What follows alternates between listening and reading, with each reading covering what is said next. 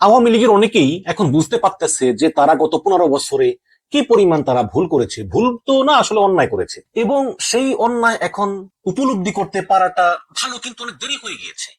আমরা গত 17 বছরে দেখেছি শেখ হাসিনার কি উদ্যত কথাবার্তা, কি আচার আচরণ, যাকে খুশি তাকেই গুম, যাকে খুশি তাকে খুন। আচ্ছা, আপনি চিন্তা করেন তো যে আপনি জানেন যে আপনি বিনা বিচারে আয়না ঘরে কাউকে 7 বছর 8 বছর আটকে রাখতেছেন। ডিজিএফ এর লোকেরা এসে বলতেছে, আপা ও তো আটকে আছে আয়না ঘরে অনেকদিন, ওরা ছেড়ে দিবনি। শেখ হাসিনা বলে, দেখি দেখি পরে দেখবো। মানে কিভাবে থাকে একটা লোক, সাইকো না হলে সে কিভাবে এরকম এগুলো করে। এবং ভুয়া নির্বাচন দিনের পর দিন দিনের পর দিন। আজকে আওয়ামী লীগ মেটিকুলাস ডিজাইন, ও ডিজাইন সেই ডিজাইন জানবো না কেন, এজন্য তো ওরাই দেয়। আর 23 সালে তো একটা গাছের পাতা পর্যন্ত বলতেছিল যে আমি আওয়ামী লীগকে চাই না, কিন্তু তারপরেও 24 সালে সেই ভুয়া নির্বাচনটাই দিল, এবং ওটাই ছিল তার কপিনের শেষ প্যারা। এখন এখন ভারতও আস্তে আস্তে মুখ ফিরিয়ে নিচ্ছে, বাস্তবতা উপলব্ধি করতে পারতেছে। ভারতের প্রজাতন্ত্র দিবসে জামাত তাদেরকে আমন্ত্রণ জানিয়েছে, এবং জামাতের সঙ্গে বিএনপির সঙ্গে ভারতের যোগাযোগ বাড়তেছে। এখন ভারত বুঝতে পেরেছে যে আসলে নিকট ভবিষ্যতে আওয়ামী লীগের ফিরে আসার সম্ভাবনা নাই। এবং আজকে একটি নতুন খবর হলো যে ভারত তাদের যে বাজেট করেছে বাৎসরিক, সেই বাজেটে বাংলাদেশের জন্য 60 কোটি রুপি অনুদান রেখেছে, এবং এটা গত বছরের থেকে 74% বাড়িয়েছে ভারত। এবং ইউনূসের আমলে কিন্তু একদম অনুদান সব বন্ধ করে দিয়েছিল। এখন নতুন নির্বাচিত সরকার আসলে ভারত চাইটা সম্পর্ক হোক, এই কারণে ভারত এই বর্তমান নতুন নির্বাচিত সরকারকে প্রভাবিত করার জন্য 74% অনুদান বাড়িয়ে করেছে 60 কোটি রুপি। আমরাও দেখি আসলে এগুলো কোন খাতে খরচ হয়।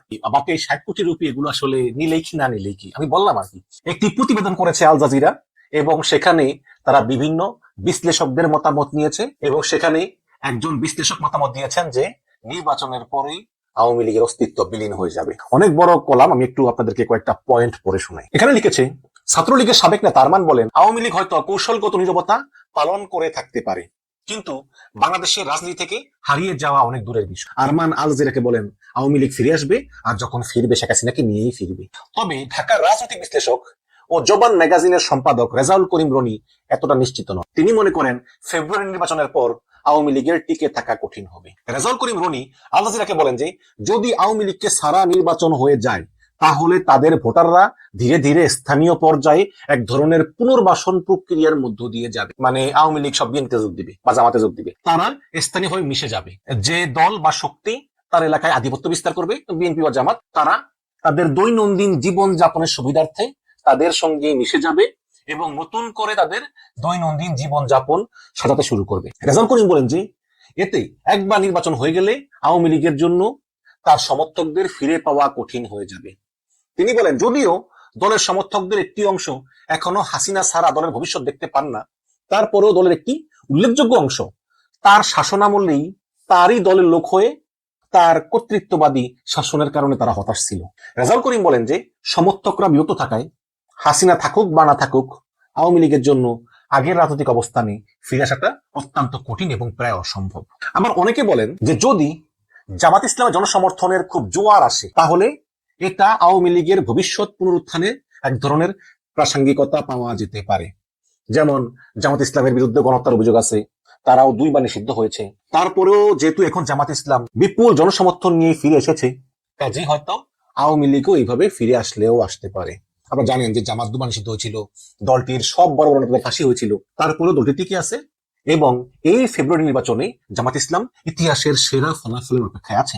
যুক্তরাষ্ট্র ভিত্তিক থিঙ্ক ট্যাঙ্ক আটলান্টিক কাউন্সিলের দক্ষিণ এশিয়া বিষয়ক সিনিয়র ফেলো মাইকেল কুগেলম্যান যুক্তি দেখিয়েছেন যে কঠোর গণতান্ত্রিক মানদণ্ডে বাংলাদেশে আওয়ামী লীগকে ছাড়া কোনো নির্বাচন পুরাপুরি গ্রহণযোগ্য হতে পারে না। এটি এমন একটি নির্বাচন হবে যার পাশে একটি দাগ বা প্রশ্ন চিহ্ন থেকে যাবে। একই সঙ্গে কুগেলম্যান বলেন যে শেখ হাসিনার তদারকিতে চালানো দমন পীড়ন এবং নির্বাচনী মাঠ নিজেদের অনুকূলে নেওয়ার যে অপচেষ্টা শেখ হাসিনা করেছিলেন, সেই কারণে অনেক বাংলাদেশির চোখে আওয়ামী লীগ একটি বৈধ রাজনৈতিক দল হিসাবে গণ্য হওয়ার অধিকার হারিয়েছে। 14, 18 ও 24 সালের নির্বাচনে শেখ হাসিনা নিরঙ্কুশ জয় পেয়েছিলেন, এবং এসব নির্বাচনে কার সাজে হয়েছিল বলে ধরে নেওয়া হয়, এবং বিরোধী দলগুলো এসব নির্বাচন বর্জন করে এবং নির্বাচনে প্রতিদ্বন্দ্বীদের উপর দমন পীড়ন চালানো হয়েছিল। তবে কুগেলম্যান মনে করেন দক্ষিণ এশিয়ায় বংশানুক্রমিক নেতৃত্বে পরিচালিত রাজনৈতিক দলগুলোর বৈশিষ্ট্য এমন যে তারা খুব কমই বিলুপ্ত হয়। তিনি আরো বলেন যে আওয়ামী লীগ সম্ভবত একটি অপেক্ষা করার কৌশল অবলম্বন করবে।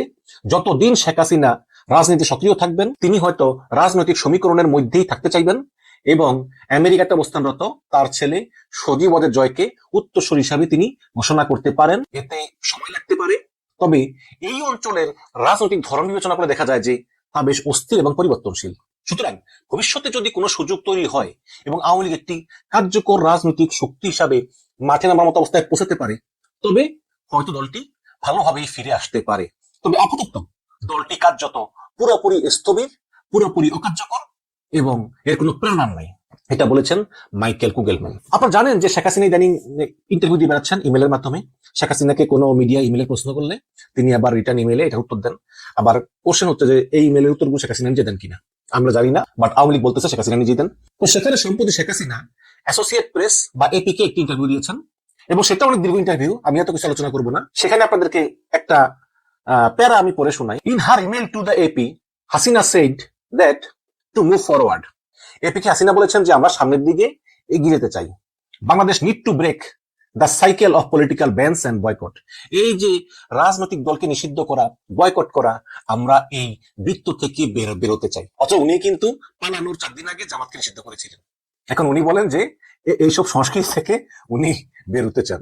She contended that under her government some elections were not truly participatory because major political parties choose to boycott democratic processes. উনি বলতেছেন যে আমার আমলে নির্বাচন সুষ্ঠু এবং গ্রহণযোগ্য হয়নি, কারণ বড় বড় রাজনৈতিক দলগুলো তারা নির্বাচনে অংশগ্রহণ করেনি, এই কারণে গণতান্ত্রিক প্রচেষ্টা আসলে পুরোপুরি রক্ষা করা যায়নি। দেখুন শেখ হাসিনা কি বলতেছেন, I recognize this was far from ideal, she said, adding that Bangladesh political parties must now end that cycle, otherwise there will be no redemption. মনে হচ্ছে আমি স্বীকার করতেছি যে এটা আমাদের আদর্শ থেকে অনেক দূরের কাজ ছিল। মানে এই যে বিনা ভোটে নির্বাচন, দামি নির্বাচন করা, এটা আসলে শেষ হওয়া দরকার। এটা আসলে শেষ হওয়া দরকার। রাজনৈতিক প্রতিহিংসা শেষ হওয়া দরকার, রাজনৈতিক দল নিষিদ্ধ শেষ হওয়া দরকার, অংশগ্রহণ নির্বাচন দরকার। তা না হলে আমরা আমাদের পাপ মোচন করে নতুন করে শুরু করতে পারবো না। আরে কি ফেরেশতার মতো কথা, মনে হয় পাঁচ ইসলাম করি।